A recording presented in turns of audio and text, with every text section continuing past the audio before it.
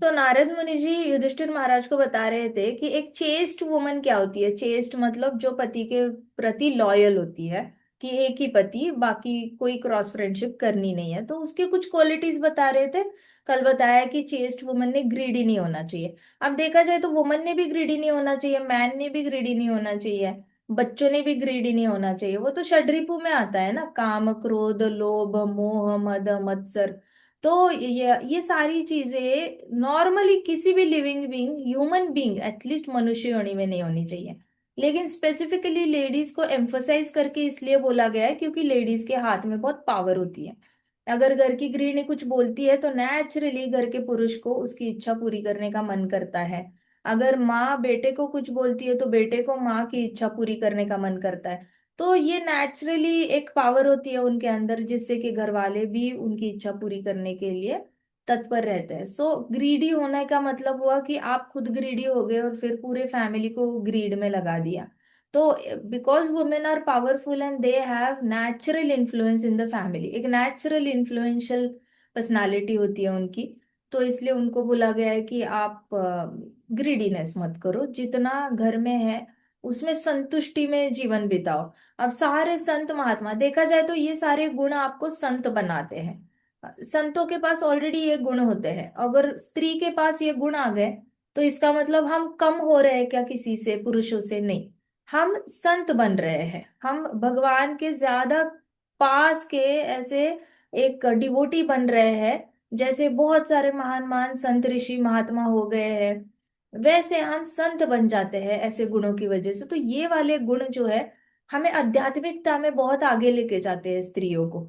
आध्यात्मिकता में स्त्री आगे चली गई तो पूरे परिवार का भला हो जाता है, बच्चे भी, क्योंकि स्त्री का जो ये होता है पूरी तरह उसकी भक्ति का जो एक बीज वो बोती है बच्चे के अंदर। तो वो बच्चे के अंदर बोया हुआ बीज वो मरते दम तक याद रखता है कि माँ ने बोला था हरि नाम लो, माँ ने बोला था राम नाम लो, माँ ने बोला था भगवत गीता पढ़ो, भागवतम पढ़ो, माँ ने बोला था कीर्तन करो, माँ ने बोला था मंदिर में सेवा करो, जब कमाने लग जाओगे दान करो। माँ ये कहती थी, माँ वो कहती थी। तो माँ क्या बोलती है उसका इम्पैक्ट जाता है नेक्स्ट टू नेक्स्ट जनरेशन तक, कंटिन्यूअसली जाता ही रहता है, जाता ही रहता है। फिर बच्चे कहते मेरी दादी कहती थी दान करो, मेरी दादी कहती थी, मेरी नानी कहती थी भगवान का नाम लो, दादी कहती थी ऐसे करो। तो एक स्त्री एक तो घर में ज्यादा देर रहती है तो उसकी जो शक्ति होती है वो ज्यादा होती है घर में। पुरुष घर से बाहर ज्यादा देर रहता है तो पुरुष की शक्ति घर में थोड़ी कम रहती है। तो स्त्री ज्यादा देर रहती है घर में तो नेचुरली उस घर का पूरा वो ध्यान रखती है, ख्याल रखती है, चेक करती है कोई चोरी तो नहीं हो रही, प्रोटेक्शन का भी ख्याल रखती है, बच्चों का भी सब वो टाइम टू टाइम उसने देखना होता है। तो ये वाली पावर उसके पास जो है वो बाहर से तो कोई आ नहीं रहा है बच्चों पे पावर दिखाने के लिए। स्त्री के हाथ में ही बच्चे बच्चे इतनी बड़ी रिस्पॉन्सिबिलिटी होते हैं कि आप बाहर किसी को जिम्मेदारी देने से पहले एक ऐसे 100 बार सोचोगे कि हम अपने बच्चे की जिम्मेदारी किसी और लेडी को दे नहीं दे, ऐसे करके। तो माँ अगर किसी और को अपने बच्चे की जिम्मेदारी दे नहीं सकती, इसका मतलब सोचो बच्चे कितनी बड़ी जिम्मेदारी होते हैं। और पूरा परिवार एक स्त्री पे भरोसा रखता है, पति के साइड का परिवार, पति, सब लोग एक ट्रस्ट दिखाते हैं, एक बहुत बड़ा भरोसा दिखाता है स्त्री पे कि आप बच्चों का ख्याल रखो। इसका मतलब उन्होंने तो अपनी भविष्य की पूरी पूंजी आपके हाथ में पकड़ा दी है कि देखो ये हमारे गोत्र का बच्चा है और ये हम आपके हाथ में पकड़ा रहे हैं, और आप इस बच्चे का अच्छे से ख्याल रखना, अच्छे से इसको बड़ा करना, अच्छे से इसको संस्कार देना, हमारा पूरा भरोसा आप पे है। तो जब लड़की शादी करके जाती है ससुराल में, तो ससुराल वालों ने ओवरनाइट ओवरनाइट अपने अपने हक का बेटा उस लड़की के नाम पे कर दिया होता है कि चल मेरा बेटा तेरा आज से पति। तो अपने हक का जो बचपन से जो प्रोडक्ट इतना रात भर जाग के बीमारी में उसकी पट्टियां बदल बदल के सुबह दोपहर शाम को रोटी बना के खिला के इतना बड़ा किया होता है, संस्कार दे दे के, बार बार वो टीनेज में जाएगा तो बहुत ज्यादा नाटक करेगा, माँ बाप को हर चीज के लिए मना करेगा। फिर ऐसे संस्कार देते देते जिस माँ ने बेटे को बड़ा किया होता है, शादी के एक एक बस 7 फेरे और वो इतना बड़ा प्रोडक्ट पत्नी के नाम किया जाता है कि भरोसा किया जाता है कि हाँ ये मैंने जिसको बड़ा किया है इसका ख्याल रखा जाएगा। उसके बाद अब उसके बच्चे हो जाएंगे तो भी भरोसा किया जाता है कि ये बाहर से जो लड़की आई है ये अच्छा ख्याल रख लेगी, हमारी हमारी इसका बच्चा है, हमारी कुल का बच्चा है ये, लेकिन ये अच्छे से ख्याल रख लेगी। इतना भरोसा करके वो बच्चे का भी पूरा जिम्मेदारी उसको दे दी जाती है। फिर जिस घर को इन्होंने मेहनत से बनाया होता है, इधर उधर से कमा के, जैसे भी हो, छोटा हो बड़ा हो, बड़ी मेहनत से लोन लेकर कभी कैसे भी बनाया होता है घर, वो घर की भी पूरा उसको जिम्मेदारी दी जाती है कि चल ठीक है, तू किचन का कर ले, तू घर का कर ले, तू यहाँ पे रह ले, पूरे घर में तू घूम सकती है, तेरे को कर्टन्स चेंज करने हैं, ये चेंज करना है, कर ले, कोई बात नहीं। उसके बाद ये भरोसा किया जाता है कि वो आस पड़ोस वालों से मिलेगी, नेबर्स से मिलेगी तो हमारी बुराई नहीं करेगी। हमारे परिवार ने पिछले 60-70 सालों से या फिर 100 सालों से जो हमने अपनी एक रेपुटेशन बनाई है हमारी सोसाइटी में, तो हमारी रेपुटेशन ये खराब नहीं करेगी। अच्छा ठीक है, तुझे बाहर जाना है, मिलना है, 4 लोगों से मिल ले, कोई बात नहीं। तो वहां पे भी भरोसा दिखाया जाता है कि हाँ, आप हमारे घर की बहू हो, हमें इतना भरोसा है कि आप हमारे बारे में बाहर जाके बुरा नहीं बोलोगे। तो उनका 60-70 साल का reputation is at stake when they allow बहू to talk to others and socialise with others. तो वहां पे भी बहुत ज्यादा ट्रस्ट दिखाते हैं वहां के लड़के वाले कि चलो ये लड़की है जो है घर की बातें बाहर ऐसे बुरी बुरी नहीं फैलाएगी। वहां इतना बड़ी जिम्मेदारी है कि आप एक ब्रांड एम्बेसडर बनते हो, जैसे ही शादी हुई है आप एक ब्रांड एम्बेसडर बनते हो उस नए परिवार का। You become a new face of that family. कि नई नई बहू आई है, अरे वाह, अभी इसको देखेंगे, बाहर के लोग देखेंगे, इससे ऐसे ऐसे खोद खोद के क्वेश्चंस पूछेंगे, कैसी है तेरी सास, कैसी है तेरे ससुर, कैसे है बता, तेरी जेठानी कैसी है, तेरी देवरानी कैसी है। खोद खोद के क्वेश्चंस आस पड़ोस के लोग पूछेंगे और वो उनका इंटरेस्ट ही यही रहेगा कि इनके घर में सब अच्छा चल रहा है या नहीं। अगर कुछ बुरा चल रहा है तो हमें पता होना चाहिए कि वो लेडी कैसी है, हमारे सामने तो बड़ी दिखाती है अच्छी है अच्छी है, लेकिन देखो बहू के साथ कितना बुरा व्यवहार कर रही है। इनको बस यही कंक्लूजन निकालना होता है। सो नई बहू को वो पूरी ऊपर से नीचे स्कैन करेंगे, अच्छे कपड़े पहने हैं, सैंडल अच्छा पहना है, पर्स अच्छी पहनी है, सब अच्छा है, क्या वो अपनी फैमिली को रिप्रेजेंट करती है कि इनकी फैमिली वेल टू डू है या नहीं है। ऐसे करके बाहर वालों के लिए वो एक फेस बन जाती है। जैसे आप देखो इतने सारे ये क्रीम पाउडर के जो ब्रांड्स होते हैं, वो किसी हीरो हीरोइन को लेते हैं ब्रांड के लिए, और फिर वो हीरो हीरोइन दिखाएंगे कि अरे देखो हम इनका क्रीम पाउडर यूज करते हैं। तो अभी वो फेस बन गए उस क्रीम पाउडर का। अब फेस बन गए हैं तो उनको अच्छा ही दिखना पड़ेगा, ऐसे नहीं कि वो लोग अफोर्ड नहीं कर सकते कि चलो हम कैसे भी दिख जाए और हम बोले इनका एम्बे, वो तो निकाल देंगे उनको नौकरी से। लेकिन अभी देखो बहू आई है, तो बहू नई नई आई है, तो उससे एक्सपेक्ट किया जाता है कि उसने अच्छे कपड़े पहनने हैं, अच्छे से बाल बनाने हैं, एक अच्छा प्रेजेंटेबल पर्सनालिटी रहनी है सबके सामने, क्योंकि इन लोगों का 60-70 साल का रेपुटेशन इज एट स्टेक। इन्होंने इतनी मेहनत से अपना जो एक रेपुटेशन बनाया होता है वो क्वेश्चन में होता है। इसलिए बहू को बोला जाता है कि चलो तुम अच्छे से रहना, बाहर जाते हो तो चेक करते हैं सब ठीक है, हाँ हाँ ठीक है। सो शुरुआत में उनको भी थोड़ा सा टेंशन होता है कि पता नहीं दुनिया कैसे हमारे परिवार को देखेगी, बाहर से दुनिया पता नहीं क्या बोलेगी हमारे परिवार के बारे में अगर बहू ऐसे कुछ भी कपड़े पहन के चली गई, आधे अधूरे कपड़े पहने, नई नई शादी हुई है चूड़ा नहीं पहना, ऐसे करके बहुत सारे उनको ऐसा प्रॉब्लम नहीं है, बहू को जो कंफर्टेबल है तू पहन ले। लेकिन अब हमारे एरिया में है, हमने 60-70 साल से एक इमेज बना के रखी है, तूने आके अचानक से हमारी इमेज खराब करी तो हमारी तो मेहनत पे पानी फिर गया। तो इसलिए कुछ ना कुछ एक्सपेक्टेशंस रखी जाती है बहू से। तो सोचो पावर कितनी है, you become a brand ambassador of that family. तो इतनी ज्यादा पावर है कि आपका ड्रेसिंग मैटर करता है, आपका चल, आप कैसे चलते हो, आप कैसे बोलते हो, आप अपने आप को प्रेजेंट कैसे करते हो, आप एक पूरे परिवार का सरनेम को कैरी कर रहे हो अपने कंधे पे, और आप एक सोसाइटी के सामने इसको रख रहे हो कि नहीं सच में ये परिवार अच्छा है। आपको प्रेजेंट करना पड़ता है, and then you have to present it well. तो स्त्री, मैं ये इसलिए बता रही हूँ ताकि आपको रियलाइज हो जाए सबको कि सच में स्त्री के हाथ में बहुत पावर है। नॉर्मली काम करते करते भूल जाती है स्त्रियां कि हमारे हाथ में भी पावर है, विक्टिम में आ जाती है कि हाय स्त्री हमेशा शोषण ही होगा, स्त्री का हमेशा बुराई होगा, स्त्री को हमेशा अबलाई समझा जाएगा, स्त्रियों को हमेशा डोमिनेट ही किया जाएगा। तो ये बहुत पुराने से बोलता है, अरे जितना बोलोगे उतना अपने आप को कमजोर समझोगे। लेकिन अगर रियलाइज करोगे कि सच में मेरे हाथ में पावर है, मेरे बोलने से भी परिवार की इमेज बदल सकती है, मेरे चलने से, मेरे ड्रेसिंग से परिवार की इमेज डिपेंड करती है। जब आपको ये पावर समझ में आती है, फिर आपको पता चलता है अरे इनका बच्चा इतने कॉन्फिडेंस से इन्होंने मुझे पालने के लिए दिया है, अरे इनका घर इन लोगों ने इतने सालों से इतनी मेहनत से घर बनाया, इतना उसका मेंटेनेंस किया, बार बार रंग देकर इसको रेनोवेट करते हैं ये लोग, और मैंने बस 7 चक्कर लगाए अग्नि के और मैं इस घर की मालकिन बन गई। इतने तो घर का केयर करने के लिए भी परमिशन दे दी मुझे, वाह कितनी बड़ी बात है ये। उसके बाद आप बस एक शादी करते हो, एक मैरिज सर्टिफिकेट आता है आपको, आपको अपना कोर्ट का लॉ भी कहता है कि कल को पति की डेथ होगी, उसकी सारी प्रॉपर्टी बाय डिफॉल्ट आपको आ जाएगी, पहले ओनर आप रहोगे, फिर उसके पार्शियल ओनर मदर फादर को जाएगा, बट पहली तो पत्नी के पास आएगा, बच्चा होगा तो पत्नी बच्चे में डिवाइड होगा और एक हिस्सा मदर को जाएगा। बट बैठे बैठे आप ये बन जाते हो उनके इस्टेट। अब किसने कमाई है? सास ससुर ने कमाई है।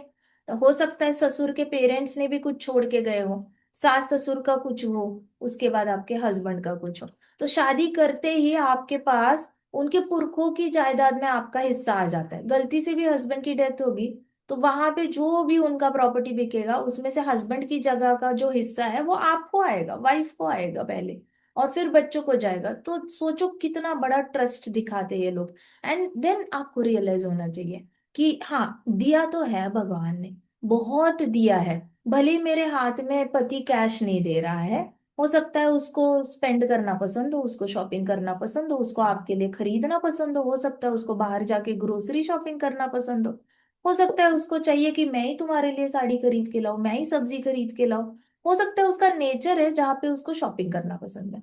तो वो क्या कहेगा, मैं नहीं दे रहा कैश, मैं खरीद के लाता हूँ तेरे लिए, तू चिंता मत कर।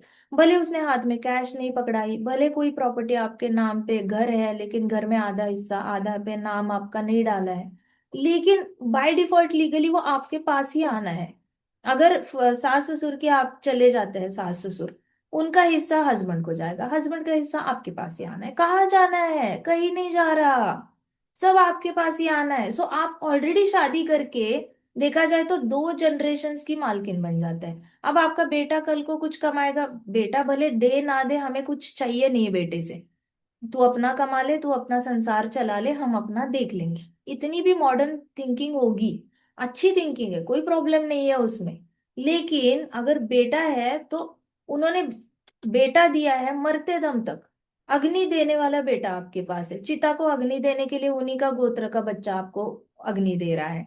मानो किसी के पास बेटा नहीं है, तो आपके देवर का बेटा होगा, आपके जेठ का बेटा होगा, वो आपको अग्नि देगा, मतलब वो परिवार का गोत्र का नेक्स्ट जनरेशन का एक बच्चा आपके पास ऑलरेडी गिफ्टेड है। गिफ्टेड आपने क्या किया? बस शादी करी है, लेकिन ऑलरेडी आपको अग्नि देने की सारी प्रिपरेशन, आपकी डेथ रिचुअल्स की जिम्मेदारी ऑलरेडी उस परिवार ने ले रखी है।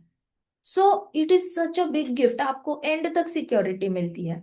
अगर लेडीज कमाती है, पैसा कमाती है, लेकिन उनके पास ऑप्शन होता है कि प्रेगनेंसी में जॉब छोड़ सकती है, डिलीवरी के बाद जॉब छोड़ सकती है, उसके बाद वो अगर बीच में उनकी हेल्थ खराब होती है तो वो थोड़ा सा 1 साल का ब्रेक ले सकती है, उनके पास ऑप्शंस होते हैं। ऐसे कुछ इमिजिएटली समाज उनको ऐसे निचली नजर से नहीं देखेगा कि अरे प्रेग्नेंट है तो क्या हुआ, जॉब क्यों छोड़ा, अरे बच्चा हुआ तो क्या हुआ, जॉब क्यों छोड़ा। अरे सबको पता होता है न्यूबॉर्न बेबी को अटेंशन चाहिए। तो समाज आपको एकदम हीन नजर से, भावना से नहीं देखेगा, लेकिन पुरुष ये वाला गैप हैंडल नहीं कर सकता, समाज उसको बहुत ज्यादा टॉर्चर करेगा। अगर पुरुष ने ऐसा कुछ बहुत लंबा गैप लिया तो पुरुष को समाज माफ नहीं करता, उससे तो एक्सपेक्टेशंस होती है कि भाई तेरे पास बच्चा है, तू नौकरी छोड़ के कैसे बैठा है, तेरी बीवी बच्चे हैं, तू नौकरी छोड़ के बैठ कैसे सकता है। तो ऐसे लोगों को पूछो जो नौकरी से बिजनेस में ऐसे ट्रांजिशन कर रहे होते हैं, उनको समाज को बहुत आंसर्स देने पड़ते हैं, रिलेटिव्स को आंसर देने पड़ते हैं उनको। तो बिना कमाए अगर लड़का घर पे होगा तो उनको बहुत सुनना पड़ता है। ऐसा नहीं कि पत्नी से सुनना पड़ेगा या पत्नी के ससुराल, अपने भी घर वाले उसको सुनाते हैं, उसकी खुद की माँ उसको सुनाएगी बेटा तू ऐसे कैसे घर पे बिना कुछ करे। तो बॉयज को या पुरुषों को वो मार्जिन नहीं है बिना कुछ कमाए घर पे बैठने की, समाज उनको बैठने नहीं देता आराम से। लेकिन स्त्रियों को वो लग्जरी है, इसका मतलब what ever ladies earn is always a cream on the cake, cherry on the cake कहना चाहिए। कि वो उनकी कमाई लग्जरी के लिए यूज हो सकती है, उनकी कमाई भविष्य की इन्वेस्टमेंट्स के लिए यूज हो सकती है, उनकी कमाई एक फ्यूचर सिक्योरिटी के लिए यूज हो सकती है।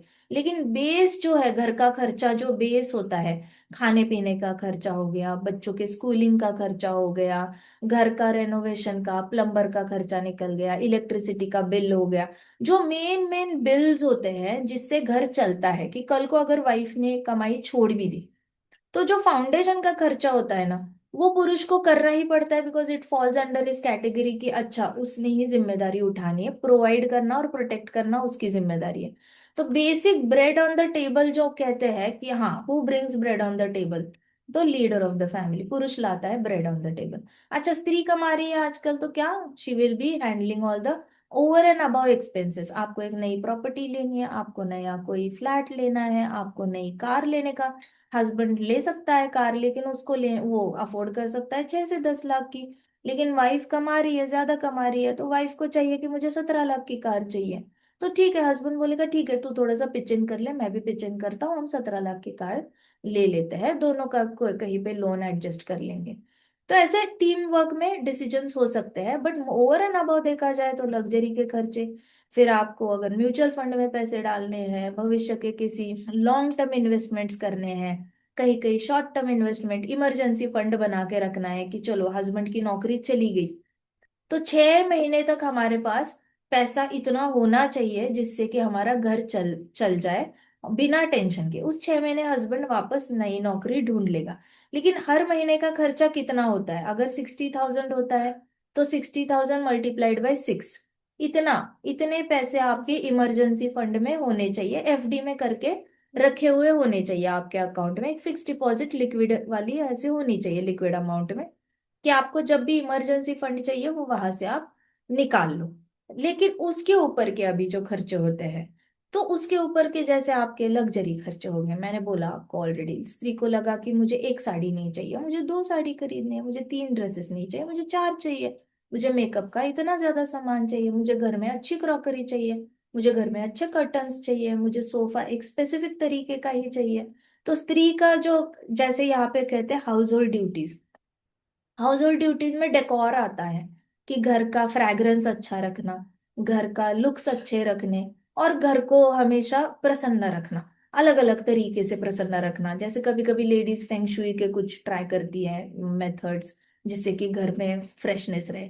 आजकल लोग वास्तुशास्त्र ट्राई कर रहे हैं। पहले जमाने में लोग तो बस गोबर का ऐसे ये लगा कर भी घर में इतना अच्छा फ्रैग्रेंस रहता था कि घर ऐसे हमेशा ही ठंडा ठंडा और फ्रेश फ्रेश लगता था, तो वो स्त्रियां ही करती थी। पुरुषों को इतना कोई इंटरेस्ट था नहीं कि घर को ऐसा ठंडा रखना है, स्त्रियों को इंटरेस्ट होता है, तो इंटरेस्ट भी होता है और वो ड्यूटीज में भी आता है। सो ये ओवर एंड अबाउ जो खर्चे होते हैं ना, ओवर एंड अबाउ जो खर्चे होते हैं ना, वो कौन करती है, वो स्त्री के खर्चों से निकालने चाहिए। फ्यूचर सिक्योरिटी भी स्त्री के इनकम से आप निकाल सकते हो, बट बेस अमाउंट का खर्चा जो है, बेसिक खर्चे होते हैं, बिल्स हो गए, घर का रेंटल हो गया, घर का ग्रोसरी का खर्चा हो गया, बच्चों की पढ़ाई का खर्चा हो गया, जो हार्डकोर इसमें रिस्पॉन्सिबिलिटी एरिया वाले में आता है, वो पुरुष की सैलरी से निकाल लेना चाहिए।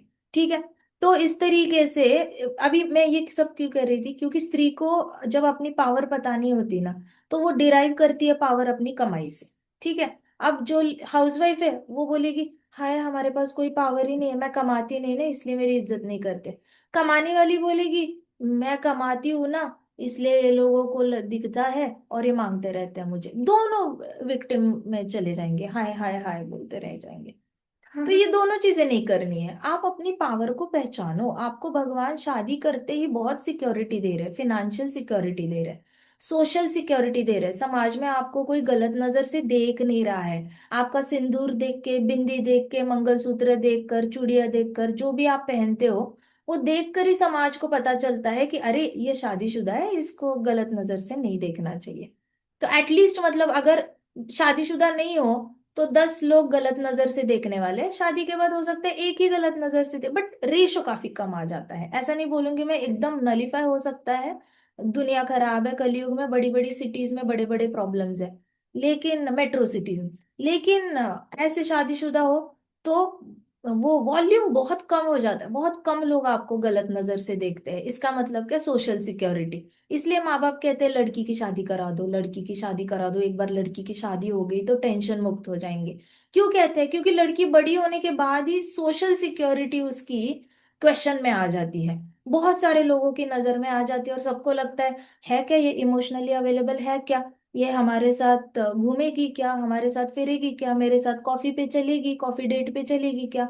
उनके बहुत सारे लोगों के दिमाग में ये सारी चीजें आती है, तो माँ बाप को टेंशन हो जाती है शादी हो जाए तो कोई इसको ऐसी नजर से नहीं देखेगा, इसका हस्बैंड होगा, यही लेके जाए इसको जहाँ पे घुमाना है। लेकिन इतने सारे लोगों की नजर में बेटी आ रही है तो ना ही। सो इस टेंशन में सोशल सिक्योरिटी बहुत इंपॉर्टेंट होती है। शादी करते ही सोशल सिक्योरिटी आ जाती है, लड़कियां आराम से कितने सारे देश घूमती है हस्बैंड के साथ, इधर उधर घूम पाती है, उनको खुद भी टेंशन नहीं होता। अच्छा, बच्चा होने के बाद और ज्यादा सोशल रिस्पेक्ट आ जाता है कहीं ना कहीं।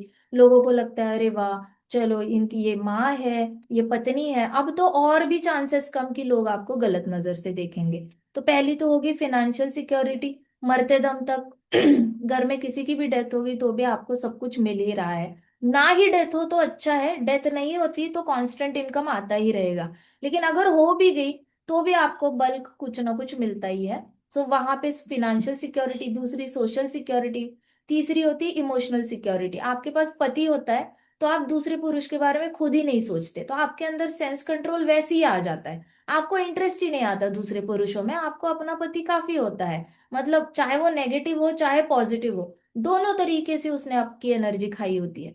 सो सो आपको इंटरेस्ट नहीं आता तो इमोशनल सिक्योरिटी वहां पे आ गई। फिर तीसरी चौथी सिक्योरिटी कौन सी आती है? मॉरल सिक्योरिटी आती है। मॉरल सिक्योरिटी मतलब आप समाज में आप एक अच्छा एग्जाम्पल सेट करते हो कि चलो हम ऐसे नहीं है कि जो क्रॉस फ्रेंडशिप करेंगे और समाज में ये कल्चर फैलाएंगे क्रॉस फ्रेंडशिप का।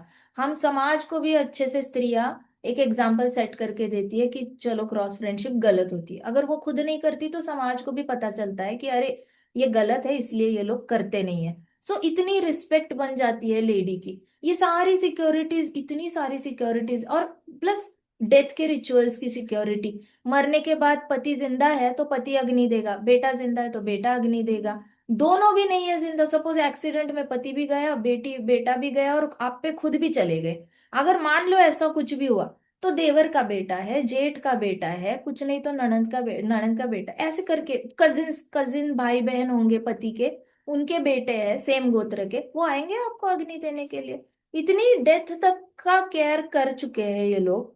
उनके देवता आपको ब्लेसिंग्स देने आते हैं, आपका कुल दैवत चेंज होता है, तो आपको स्पिरिचुअल सिक्योरिटी भी मिल जाती है।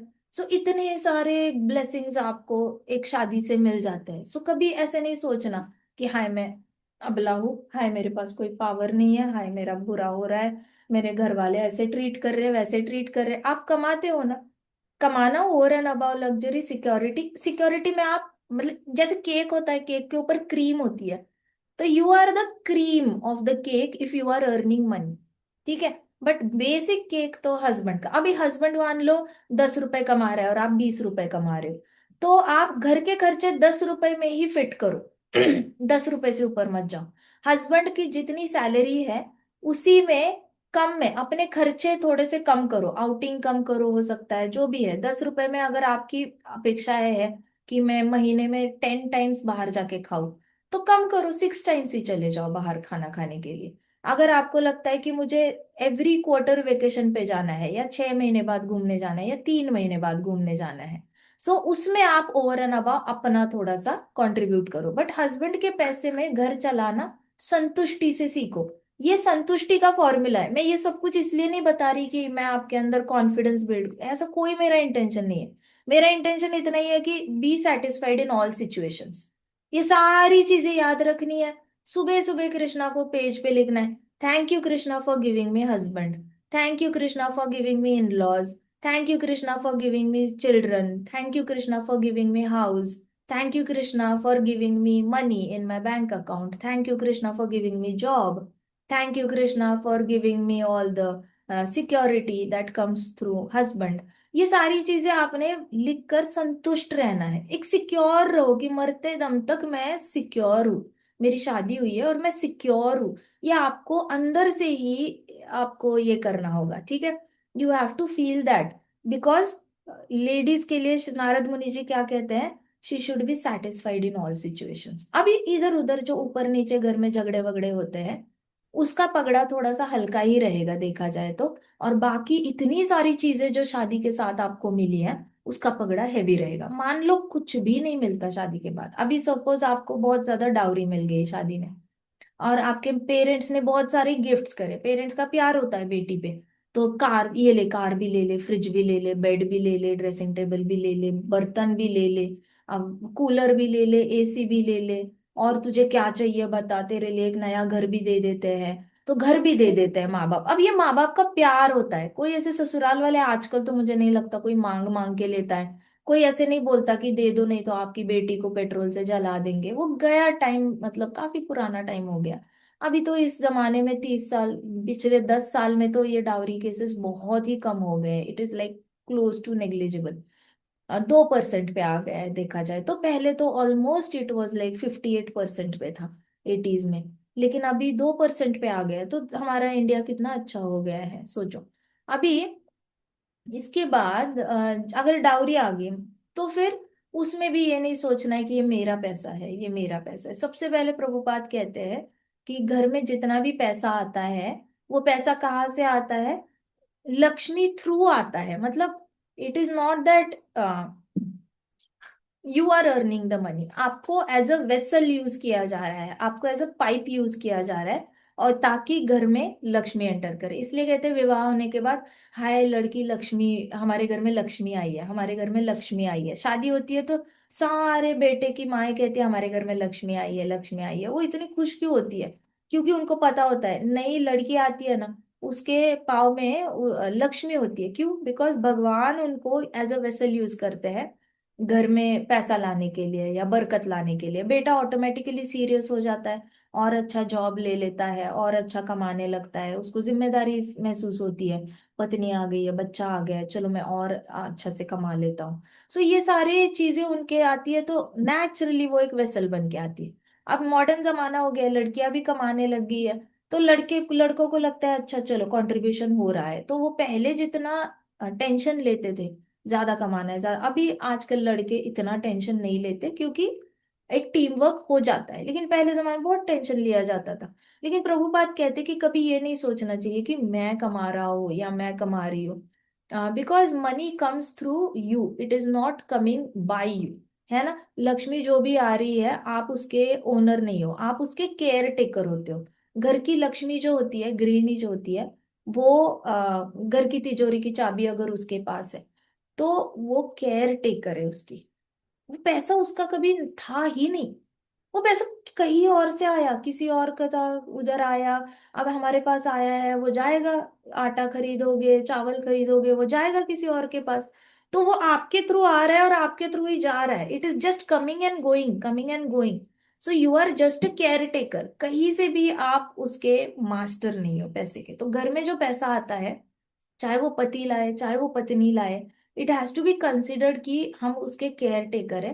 लेकिन एक्चुअली वो पैसा लक्ष्मी किसकी है, वो सिर्फ कृष्णा की है। सो सोच ऐसी होनी चाहिए कि मैं नहीं कमा रही हूँ, ये तो कृष्णा लक्ष्मी भेज रहे हैं मेरे थ्रू। अगर मैं, ऐसा भी हो सकता था कि मैं कमाने के लिए बैठती और मेरे पास कुछ कमाई नहीं आती। ऐसा भी होता कि मैं बहुत सारे पढ़े लिखे लोगों में, मैं ये रहती अनएम्प्लॉयड रहती। बहुत सारे पढ़े लिखे लोग अनएम्प्लॉयड है, उनको जॉब भी नहीं मिलती। 5 लाख इंजीनियर हर साल इंजीनियर निकलते हैं बाहर, जॉब हार्डली 5-10 हजार इंजीनियर्स को मिलती है, बाकियों के पास टैलेंट ही नहीं होता, ऐसे ही बाहर निकलते हैं वो लोग। सो आपको ये इसका सेटिस्फेक्शन होना चाहिए, बी सेटिस्फाइड कि ये जो लक्ष्मी है वो कृष्णा भेज रहे हैं, मैं नहीं कमा रही हूँ, ये कृष्णा भेज रहे हैं, और ये कृष्णा की है, और कृष्णा ही मुझे केयर टेकर के रूप में मेरे पास दे रहे हैं। जैसे बैंक का कैशियर होता है, कैशियर को बोला जाता है तू पैसा ले, गिन के रख ले। वैसे ही जैसे हमारे टेम्पल में कोई प्रभु जी होते हैं जो कैश हैंडल करते हैं, उनको पता होता है ये उनका पैसा नहीं है, उन्होंने तो दान पेटी से निकालना है और कहाँ पे रखना है वापस, उसको बैंक में जमा करने के लिए किसी और प्रभु जी को देना है, वो बैंक में जाके जमा करके आ जाएंगे। तो इनको सबको पता है, बीच के तीन चार पुरुषों को, कि ये उनका पैसा है ही नहीं। वैसे पुरुष ने भी यही सोचना है और स्त्री ने भी यही सोचना है कि ये हमारा पैसा है ही नहीं, ये कृष्णा दे रहे हैं, कृष्णा दे रहे हैं और हमें यूज कर रहे हैं। फिर आपको पैसे का कभी ये नहीं होगा कि ओ आई एम द ओनली, मैं ही कमा रही हूँ या मैं ही कमा रहा हूँ। पुरुष को भी कभी टेंशन नहीं लगेगा, मैं ही कमा रहा हूँ, मेरे ऊपर बहुत जिम्मेदारी है। और स्त्री को भी नहीं लगेगा कि मैं अकेली कर रही हूँ, वो कुछ नहीं कर रहा। Finance will not be the centre of your गृहस्थ आश्रम। आई बात समझ में?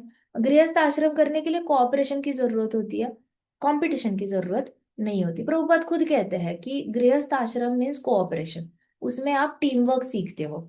और ये टीम वर्क कहाँ से सीख कर आना होता है? एज अ ब्रह्मचारी, आप जब अपने माता पिता के घर में रह रहे हो ना, तभी आपने अपने भाई बहनों के साथ रिश्ता इतना अच्छा बना के रखना है।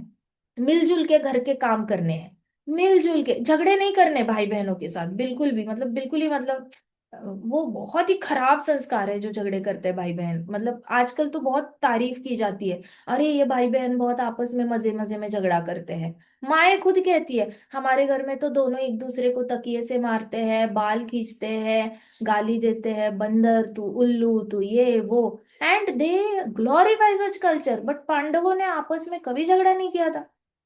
उनका खुद का 5 लोगों का टीम वर्क पूरे प्लेनेट को रूल करने के काम आ गया। इमेजिन, ये है ब्रह्मचारी आश्रम के संस्कार। सो ब्रह्मचारी आश्रम में सारे बच्चों ने खुद ही कोऑपरेट करना है। फिर नेचुरली आप गृहस्थ आश्रम में स्टेप इन करोगे ना, तो हस्बैंड हो वाइफ हो उसके साथ कोऑपरेशन होगा। आप कंपटीशन नहीं करोगे। अगर भाई बहनों में कंपटीशन करने लग गए ना, तो नेचुरली आप अपने पार्टनर के साथ भी कंपटीशन करोगे और अच्छे खासे गृहस्थ आश्रम की वाट लगा दोगे। अच्छे खासे गृहस्थ आश्रम में ना, आपके अंदर ही झगड़े के वो बीज बोते रहेंगे। अंदर से आप ही परेशान हो जाओगे कंपटीशन में, कभी वो आगे कैसे गया, वो आगे कैसे गई, मुझे भी आगे जाना है, मैं उसको आगे जाके नहीं देख सकता। तो ये कॉम्पिटिटिव स्पिरिट है ना, वो एक घर को बर्बाद करके छोड़ देती है। बहुत सारे आज भी ऐसे कपल्स है जहाँ पे हस्बैंड का प्रमोशन होता है तो वाइफ को अच्छा नहीं लगता, वाइफ ज्यादा कमाती है तो हस्बैंड को अच्छा नहीं लगता। आपस में ही कंपटीशन करते रहते हैं। क्यों? दुनिया कम पड़ गई, 120 करोड़ की आबादी, जो दो ही लोग आपस में मिलकर कंपटीशन कर रहे हो। बाहर वालों से करो जो करना है, घर में कौन कंपटीशन करता है? घर में तो आपको कोऑपरेशन करना है। सो घर में प्रभुपाद कहते हैं घर में कोऑपरेट करके रहना है। प्रभुपाद ने ये सिस्टम सिर्फ गृहस्थों को नहीं बताया, प्रभुपाद ने टेम्पल में भी बताया। टेम्पल में भी compete नहीं करना है। आप अगर बुक डिस्ट्रीब्यूशन के लिए जाते हो, वहां पे भी आजकल तो कर रखा है सबने, किसने कितने बुक्स बेचे, कंपटीशन टाइप्स। बट ये सारा कंपटीशन नहीं करना है, कोऑपरेशन करना है। Got it? And then you have to, जब पैसा आता है ना, it is coming on the same table. तो सेम टेबल पे आ रहा है तो मिलके डिसीजंस लेने हैं। चाहे कुछ भी हो जाए, आपको इंपॉर्टेंट डिसीजंस लेने हैं ना फ्यूचर के फाइनेंस के, तो मिलके decisions, financial decisions has to go together. अगर किसी इन्वेस्टमेंट के लिए सपोज हस्बैंड को जमीन लेनी है और वाइफ कह रही है नहीं लेनी, अभी नहीं लेनी, ये पैसे मुझे बेटी की शादी के लिए, बेटे के शादी के लिए, या होने वाली बहू के लिए मुझे सोना बनाना है इसका, और इसलिए मुझे ये पैसे की जमीन नहीं लेनी है, मुझे इसका गोल्ड लेना है। अगर यू और both are not on same page, तो वो डिसीजन ना ही लो तो बेहतर है। जमीन भी नहीं ली तो भी चलेगा, वो सोना भी नहीं लिया तो भी चलेगा, 6 महीने रुको, वापस डिस्कस करो, ले क्या जमीन, ले क्या। You revisit the decision after every 2 weeks, 1 month, 2 month, 3 month, हो जाने दो पोस्टपोन डिसीजन, कुछ नहीं होता। ज्यादा से ज्यादा एक सस्ती वाली जमीन हाथ से निकल जाएगी या सोने का रेट हाथ से निकल जाएगा, लेकिन परिवार एक रहेगा। डिसीजन इकट्ठे ही हो तो बेहतर है। और अगर ऐसा लग रहा है कि हाँ मेरे पैसे हैं, मुझे डिसीजन लेना है, तो एक बार इन्फॉर्म करना तो बनता है कि ये पैसे इतने जमा हो चुके हैं, तो हम यहाँ पे करें क्या इन्वेस्ट। फिर हस्बैंड ने भी बताना है वाइफ को कि मैं प्लान कर रहा हूँ यहाँ पे करने का, तो मैं कर देता हूँ। वाइफ ने एंड आदत डालो हाँ बोलने की, हर चीज में ना बोलने की हैबिट अच्छी नहीं होती। हाँ, कभी कभी हाँ भी बोलना चाहिए। सो हाँ, मैक्सिमम टाइम हाँ बोलो, 20% ना बोलो, लेकिन 80% एक दूसरे को हाँ बोलते रहो। 20% मार्जिन रखो, कभी कभी ना बोलो, but don't keep habit of saying 80% no and 20% yes. ऐसी वाली हैबिट नहीं रखना, नहीं तो गृहस्थ आश्रम कोऑपरेशन की जगह कंपटीशन में कन्वर्ट हो जाता है। ठीक है? और लक्ष्मी जो होती है, घर में आने वाली वो हमेशा ही धर्म के लिए यूज होती है। धर्म मतलब दान धर्म में। सो ये सारी चीजें आप याद रहोगे ना, तो आपको ग्रीड नहीं, आपको ऐसा नहीं होगा कि मेरे पास कम है मुझे ज्यादा कमाना है। सेटिस्फाइड रहोगे, संतुष्ट रहोगे, आपको सारा डेटा पता होना चाहिए। अगर आपको बार बार लगता है मेरे पास नहीं है, मेरे पास नहीं है, तो आपने हस्बैंड के नाम पे कितनी जमीनें हैं, सास के नाम पे जमीन है, ससुर के नाम पे जमीन है, उसके लिए आपने डायरी में हर रोज thank you Krishna for giving land to my mother in law, land to my father in law, land to my husband लिखो। क्योंकि वो कहीं ना कहीं कहीं से भी घूम फिर के आपके पास आना है या आपके बच्चों के पास आना है। But you have to think that I am so grateful कि कृष्णा ने मुझे ये सब कुछ दिया है, तभी संतुष्टि आप प्रैक्टिस कर पाओगे गृहस्थ आश्रम में। नहीं तो गृहस्थ आश्रम में संतुष्टि बड़ी मुश्किल है। आपको कहीं ना कहीं एक आंखों से देखने वाली एंटिटी से संतुष्टि को पहले गॉज करना पड़ता है। और जैसे जैसे आपकी भक्ति बढ़ती जाती है ना, हरि नाम लेते रहते हो, भागवतम पढ़ते रहते हो, हरि नाम लेते रहते हो, भागवतम पढ़ते रहते हो, आपका दिल इतना भरा भरा रहता है सुख से और आनंद से। आपको लगता है हे भगवान कृष्णा, नाम लेने की परमिशन दे रहे हो, भागवतम पढ़ने की परमिशन दे रहे हो, आई एम सो ग्रेटफुल कृष्णा। अब आपके दिमाग से सब चला जाता है। कृष्णा ने हस्बैंड दिया है, हस्बैंड को प्रॉपर्टी दी है, इन लॉज दिए हैं, बच्चे दिए, आपके दिमाग से सारी चीजें चली जाती है। आप इसी चीज को लेकर इतने हैप्पी रहते हो कि कृष्णा नाम लेने दे रहे, कृष्णा भागवतम पढ़ने दे रहे। अरे बाप रे, इतने सारे लोग हैं दुनिया में, कोई नहीं पढ़ रहा भागवतम, और हमें भागवतम पढ़ने का मौका मिल रहा है। अरे कृष्णा कितने अच्छे हैं। ऐसे सोच के आप ऐवी संतुष्ट रहने लग जाते हो। बट शुरुआत तो आपको बेस से करनी पड़ेगी। शुरुआत आपको अपनी शादी से डिराइव करनी पड़ेगी, गृहस्थ आश्रम से। जैसे जैसे भक्ति आगे बढ़ती जाएगी, वैसे वैसे कृष्णा कॉन्शियसनेस से आपको ढेर सारी सेटिस्फैक्शन डिराइव कर पाओगे। आप समझ में आया ये रास्ता, नारद मुनि जी जो बता रहे हैं वो रास्ता कैसे कृष्ण की ओर लेके जा रहा है? Are you getting my point, या कंफ्यूजन हो रहा है? अच्छे से बात तो चल रहा है, आ रहे हैं समझ में? Very good. उसके बाद उन्होंने कहा कि नारद मुनि जी ने कहा कि उसने इस घर की स्त्री होती है, she should always speak pleasingly but truthfully. मतलब कहते हैं ना कि वो क्या कोट है, speak only if you have something good to say, है ना?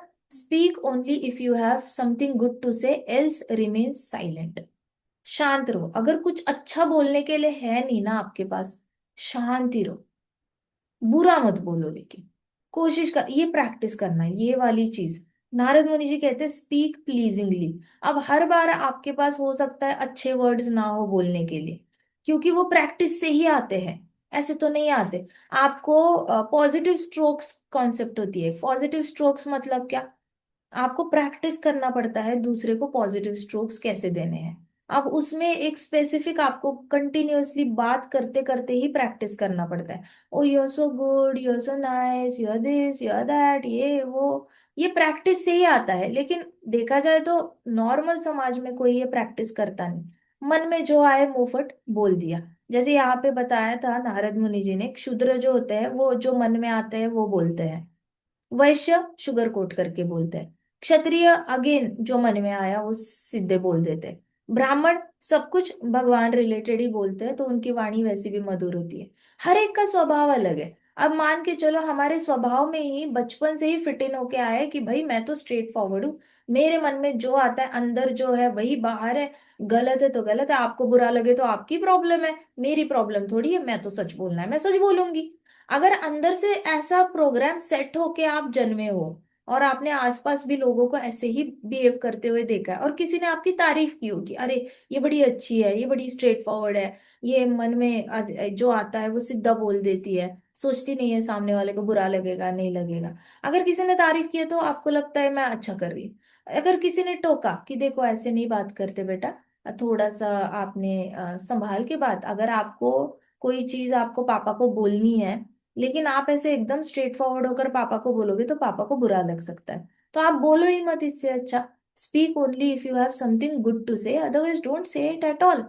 अगर ऐसा किसी ने टोका आपको, तभी आपको पता चलेगा कि हाँ ये वाला मेरा स्वभाव जो है ये मुझे कभी ना कभी मुश्किल में डाल सकता है। चाहे मेरे पापा मुझसे हमेशा प्यार करेंगे, ले वो मेरा बुरा नहीं मानेंगे, लेकिन ये स्वभाव लेकर मैं ससुराल गई तो मैंने तो अपने फादर इन लॉ की ऐसी की तैसी कर देनी है। उनको तो सीधे बोल बोल के, उनको तो मतलब वो तो बेचारे 60-70 साल से इज्जत कमा रहे हैं, और एक अचानक से एक यंग लड़की आके उनको इंसल्ट कर दिया तो उनसे भी हैंडल नहीं होगा। उनका भी तो ईगो बड़ा होगा। सो जो यहाँ का स्वभाव होता है वो कहीं और, मतलब घर में माँ बाप को जो बोलते हो वहां पे तो आपको कोई रिperकशंस आते नहीं है, लेकिन यही रिperकशंस आपको समाज आपको ये नहीं करता, माफ नहीं करता फिर। तो बाहर के दुनिया के लिए तैयार होना है तो घर से ही तैयार होकर निकलना है। तो हमेशा बी प्लीजिंग बाय स्पीकिंग। तो लेडीज को स्पेशली इसलिए बोला गया है क्योंकि नहीं तो दुर्योधन जैसे लोग पड़े रहते हैं, दुर्योधन दुशासन जैसे लोग होते हैं जो रिवेंज माइंडसेट वाले होते हैं, इनको रिवेंज लेना ही होता है। तो मैंने बताया आपको, स्त्री के हाथ में पावर होती है, हमेशा याद रखना। Women hold lot of power, उनकी स्माइल में पावर है, उनके वर्ड्स में पावर। आप कुछ भी बोलते हो ना, वो चीज बहुत सीरियसली ली जाती है समाज में, सब लोग बहुत सीरियसली लेते हैं, पुरुष भी बहुत सीरियसली लेते हैं। अब मानो किसी स्त्री ने अपमान किया किसी पुरुष का, उसने तो सीरियसली लेना ही लेना है, because woman is holding power. वाणी में भी उसकी पावर होती है। अगर पुरुष पुरुष का अपमान करता है तो पुरुष भूल जाता है, स्त्री पुरुष का अपमान करे तो पुरुष नहीं भूलेगा। क्यों? बिकॉज स्त्री के हाथ में क्या है? पावर है ना? ब्यूटी है, पावर है। अगर वो उसने गलत गलत वर्ड्स यूज करके पुरुष को कुछ बोला, वो भूलता नहीं। फिर वो टाइम निकाल के दुर्योधन दुशासन जैसे, उसने चांसेस होते हैं कुछ कुछ पुरुषों के कि वो आपका रिवेंज ले सकते हैं। इसलिए स्त्रियों को एक ब्लैंकेट इंस्ट्रक्शन दे रहे हैं नारद मुनि जी, अपनी ही सेफ्टी के लिए, अपनी ही सेफ्टी के लिए। Just be very, speak pleasingly but truthfully. सच भी बोलना है ना, तो बहुत प्लीजिंगली बोलो, बहुत पोलाइट है कि वो होके बोलो, शांति से बोलो, सामने वाला ऑफेंड नहीं होना चाहिए। और अगर आपको मन में, कुछ लोग कहते हैं ना, सुनो गल सुनो, बुरा मत मानना लेकिन मुझे तुम्हें ये बताना था, बोलते हैं ना ऐसे। अच्छा सुन मेरी बात, बुरा मत मानना लेकिन मुझे ये बताना था। जब आपको ऑलरेडी पता है कि सामने वाले को बुरा लगने वाला है और आप उसको बोल रहे हो बुरा मत मानना, इसका मतलब वो ऑलरेडी बुरा मानने वाला है। Then you don't speak such things. आपको परमात्मा अंदर से गट फीलिंग ऑलरेडी आ रही है कि मैंने अगर ये चीज बताई तो उसको बुरा लगेगा, फिर आप बताओ ही मत ये सारी चीजें। कहते हैं unpalatable truth should not be disclosed. मतलब सामने वाले को अगर आप एक ब्यूटीफुल ट्रे में एक अच्छी डिश डेकोरेट करके नहीं दे सकते तो आप दो ही मत।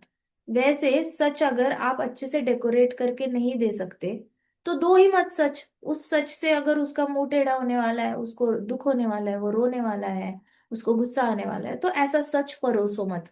Be very pleasing while telling. जो भी न्यूज देनी है वो बहुत ही प्लीजिंग वे में देनी होती है जिससे कि सामने वाले को बुरा ना लगे। Then she should speak pleasingly but truthfully. ये लड़कियों के लिए बहुत जरूरी है क्योंकि लड़कियों का तो फिजिकल प्रोटेक्शन पे बात आ जाती है, बॉयज की फिजिकल प्रोटेक्शन पे बात नहीं आती। बॉयज आपस में ही घुसा घुसा मार के सेटल डाउन कर लेते हैं। लड़कियों की फिजिकल प्रोटेक्शन पे बात आती है because women hold power. Women का पूरा टॉप टू बॉटम में पावर होती है, रिस्पेक्ट, रिस्पेक्ट से पूरी बॉडी भरी रहती है। Now she should always be clean and pure. तो स्त्री के लिए बोला गया है हमेशा क्लीन रहना चाहिए और प्योर रहना चाहिए। प्योर रहने का एक ही तरीका है, जाप करो, और कोई तरीका मैंने आज तक देखा नहीं है कोई भी स्त्री या कोई भी पुरुष प्योर हुआ है बिना जाप के। ऐसे तो बहुत सारे लोग दिखेंगे मेडिटेशन करने वाले, बट मेडिटेशन करने वाले लोगों ने ही स्त्रियों पे अत्याचार किया है। मेडिटेशन करने वाले लोगों ने घंटों घंटों मेडिटेशन करते हैं, उन्होंने बच्चों पे भी अत्याचार करते हुए पाए गए हैं। और कोई कोई लोग ऊपर ऊपर से भगवान का नाम चार लोगों के सामने लेते हैं, घर जाके जाप नहीं करते, वो भी पाए गए हैं स्त्री और बच्चों पे अत्याचार करते हुए। आप किस पे भरोसा रखे? हम भरोसा प्योर तो वही इंसान है जो ज्यादा से ज्यादा हरि नाम लेता है, और वो किसी को दिखाने के लिए नहीं लेता। वो उसका और अपना कृष्ण का रिश्ता इतना करीबी होता है कि वो कृष्ण को दिखाने के लिए, कृष्ण को प्रसन्न करने के लिए नाम लेता है, डेली लेता है और मैक्सिमम लेता है, मतलब कंटिन्यूअसली इन्वॉल्व ही रहता है हरि नाम में। वही जो जीवात्मा है वो प्योर है, वही स्त्री प्योर है। बाकी तो प्योरिटी और किसी तरीके से आ ही नहीं सकती, चाह कर भी नहीं आ सकती। आप चाहे बाकी 1000 मेथड्स फॉलो कर लो, लेकिन अगर हरि नाम अंदर से ऐसे जा नहीं रहा है ना, कंटिन्यूअसली रग रग में, खून खून में, ऐसे नसों नसों में हरि नाम जब तक नहीं है ना, वो प्योरिटी आ नहीं सकती। फिर आप जो भी बोलोगे उसमें कुछ ना कुछ गलती निकलेगी। अगर आपको सच में चाहिए प्योरिटी, तो completely depend on Krishna, completely Krishna आपके आसपास, स्त्रियों के लिए स्पेशली। कृष्णा, आप देखो, आप बड़े हो रहे हो, ठीक है, लड़कियां खासकर, अभी आप बड़े हो रहे हो, आप कॉलेज ज्वाइन करोगे, हो सकता है हॉस्टल ज्वाइन करो। कितनी सारी हॉस्टल की लड़कियां होती है, उनको बहुत बैड बैड एक्सपीरियंसेस आते हैं। लेकिन आपने अगर हर रोज, मैं कहती हूँ मिनिमम 8 माला भी जाप कर लिया ना, कृष्णा आपकी प्रोटेक्शन की जिम्मेदारी लेंगे। आपके कॉलेज में जो दोस्त बनेंगे ना, उनकी भी गलत नीयत नहीं होगी, वो दोस्त भी ऐसे होंगे ना जो एकदम इनोसेंट इनोसेंट, अच्छे घर से आने वाले, या फिर किसी भी बेसिक घर से भी आए, लेकिन इनके मन में कुछ गलत नहीं होगा आपके लिए। आगे जाके आपको लड़का कोई मिलता है शादी के लिए, तो ऐसे तो बहुत सारे आपके होने वाले पति ब्रह्मांड में अभी घूम रहे हैं। 84 लाख योनियों में आपके बहुत सारे पार्टनर्स रहे हैं। इससे पहले समान के चलो, आपने 10,000 बार मनुष्य की योनि में जन्म लिया है, ठीक है। 10,000 बार लिया है तो 10,000 पति वापस किसी ना कोई बॉडी लेकर घूम रहे हैं। मान लो 10,000 पति आए हैं यहाँ पर, और उसमें से सिर्फ 5,000 ने मैन बॉडी लिए, बाकी सारे पति वुमन बॉडी में घूम रहे हैं। चलो फिर आपके पास 5,000 लॉट बचा। वो 5,000 में से आपको कोई ऐसा चाहिए शादी के लिए जो आपके आपके भविष्य के लिए भी अच्छा हो। अब वो कौन चुनेगा? ना आपके मम्मी पापा के पास विजिबिलिटी है कि इनमें से कौन अच्छा है, ना आपके पास विजिबिलिटी है। मम्मी पापा क्या देखेंगे? बेटे के पास नौकरी है, लड़के के पास नौकरी है क्या, लड़के का घर वालों का रेपुटेशन अच्छा है क्या, घर लड़के के पास कार है क्या, और लड़के के पास घर है क्या। 4 ही चीजें देखेंगे। इसके परे माँ बाप की विजन जा नहीं सकती। इतना ही देखेंगे बेसिक। हमारे वैष्णव ये भी देखेंगे, वेजिटेरियन तो है, कोई ड्रिंक और स्मोक तो नहीं करता, अच्छा फिर ठीक है, ये रिश्ता अच्छा है। ऐसे करके ये बेसिक 5-6 बस कॉलम स्टिक होते हैं अरेंज मैरिज में। एंड इतना ही चेक करेंगे माँ बाप। बट आपको जिम्मेदारी लेनी है कि आपको कैसा आगे जाके मिलना चाहिए। उसके लिए आपने जाप करके कृष्णा पे 100% डिपेंडेंसी आपकी हर रोज। और जाप तब मत करना जब आप 22-25 साल के हो जाओगे और शादी के लिए लड़का ढूंढ रहे हो। ये तो ऐसे हो गया, प्यास लगी है चलो कुआं खोदते हैं, फिर तो कृष्णा बोलेंगे चल हट, अभी तो 5 साल से लेके 22 साल तक तूने मुझे याद नहीं किया, और अभी बड़ी आई मुझे याद करने वाले, अब नहीं मैंने तेरी इच्छा पूरी करनी। अब तो तेरा जहां तक आध्यात्मिकता आई है उसी लेवल का लड़का देंगे तेरे को। सो आपकी अगर बचपन से आध्यात्मिकता यहाँ तक ही आई है तो आपको यहाँ तक ही इवॉल्व लड़का मिलेगा। लेकिन आपने अगर बचपन से ढेर सारा जाप कर करके आप यहाँ तक पहुंचे हो आध्यात्मिकता में, तो आपको कहीं ना कहीं इस लेवल का लड़का मिलेगा। तो 5,000 आत्माओं में जिसकी भी आध्यात्मिक उन्नति यहाँ तक हुई है, उसके साथ आपका मैच होगा। आपको यहाँ का भी नहीं मिलेगा क्योंकि आप यहाँ तक पहुंचे नहीं हो, ना यहाँ का मिलेगा क्योंकि आप वहां तक हो नहीं अभी। आपको अपने ही लेवल का मिलेगा, जिसकी आत्मा की जो उन्नति है, भगवान से कनेक्शन जो है, उसका भी यहाँ तक है और आपका भी यहाँ तक है। तो आपको वो 5,000 में से वही लड़का, चाहे वो लव मैरिज हो आपका, चाहे वो अरेंज मैरिज हो, उसने आपकी जिंदगी में कहीं ना कहीं से किसी के थ्रू आना है, दोस्तों के थ्रू आएगा या माँ बाप के थ्रू आएगा। लेकिन उसको भेजने वाले कौन होंगे? कृष्णा होंगे। अभी आपकी शादी कृष्णा की मर्जी से हो रही होगी। आपकी शादी बाहर बाहर से लगेगा, माता पिता कनेक्ट कर रहे हैं, डिवोटीज कनेक्ट करके दे रहे हैं, आपके दोस्त कनेक्ट करके दे रहे हैं, ये बाहर से दिखेगा। लेकिन आप अगर सिंसियरली जाप कर रहे हो ना, तो आपके लिए वो जो भेज रहे हैं वो कृष्णा ही भेजेंगे। ऐसे फिल्टर कर करके, अरे ये पत्थर साइड करो, ये साइड करो, इसको साइड करो, साइड करो, साइड करो, इसको भेज दो, इसको भेज दो, ये मेरे जाप करती है, इसको इसको ये भेज दो। कृष्णा को टॉप व्यू है, कृष्णा को विजिबिलिटी है कि कितने सारे आपके प्रोस्पेक्ट्स घूम रहे हैं पिछले जन्म के। अब उसमें से ही कोई ना कोई आना है और आपका पति बनना है, क्योंकि आपके अकाउंट सेटल नहीं होते, प्रारब्ध तो आपका पूरा खत्म नहीं हुआ होता। आपको प्रारब्ध भी सेटल करना होता है। लेकिन इसका मतलब बुरा आएगा ऐसा नहीं, और एकदम बहुत ही अच्छा आएगा ऐसा भी नहीं। आप जितने अच्छे बने हो ना, आपका चरित्र जहां तक पहुंचा है उतनी ही चरित्र का अच्छा वहां तक ही मिलेगा। और वो कोई मटीरियलिस्टिकली मैच नहीं करते, Krishna materialism match the following नहीं करते। Krishna spiritually match the following करते हैं। वो चेक करते हैं कि कौन किसके साथ इस लेवल तक इवॉल्व हो पाएगा। Got it? कभी कभी अभी लगता है कि अरे वो तो इस्कॉन में है भी नहीं, और उसके साथ वो लड़की के साथ हमने शादी करा दी बेटे की, ऐसे वैसे बोलते हैं कुछ कुछ लोग। अरे बट वो बेटी जिसके साथ आपने शादी कराई है वो इस्कॉन में नहीं है। वो अभी तक उसको इस्कॉन का आई भी पता नहीं, प्रभुपाद कौन है पता नहीं, वो शादी करके दूसरे दिन से बिना प्याज लहसुन का खाना बना रही है आपके फैमिली के लिए। जल्दी से अडाप्ट हो गई। तीसरे दिन वो मंदिर जाके सेवा करने लगी, चौथे दिन उसने वैष्णवों के लिए भोजन बनाया, पांचवें दिन आपके लड्डू गोपाल जी के लिए उसने क्रोशे का ड्रेस बनाया। उसकी भक्ति तो आपके बेटे के लेवल की होगी। आपका बेटा भले 8 साल से ये बन के घूम रहा है, ब्रह्मचारी बन के घूम रहा है, और फिर अभी गृहस्थ आश्रम में आया है। वो तो शादी करते ही 5 दिन में वैष्णवी बन गई, तो उसका देखो लेवल ऑलरेडी इधर ही था। इसलिए कृष्णा ने आपके बेटे के लिए वो चुनी है।